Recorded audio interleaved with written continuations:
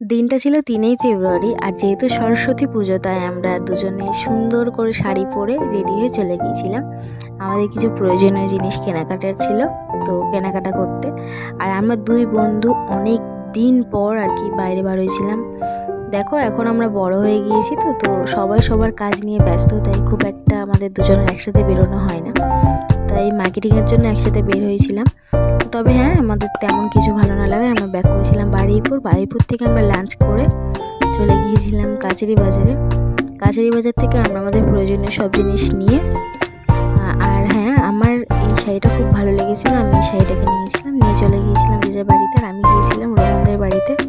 ওদের বাড়িতে যাবো, তোমাদেরকে এদেরকে দেখাবো না, এটা কখনো হতে পারে? তো আমি দেখিয়ে দিলাম তোমাদেরকে, আমি একটু খেলা করে নিয়েছিলাম। এদের সাথে কেমন লাগছে আমাকে অবশ্যই কমেন্টে জানিয়ে চ্যানেলটা সাবস্ক্রাইব করে অবশ্যই পাশে দেখো। দেখা হবে নতুন কোনো ভিডিওতে। আজকের ভিডিও এই পর্যন্তই। বাই।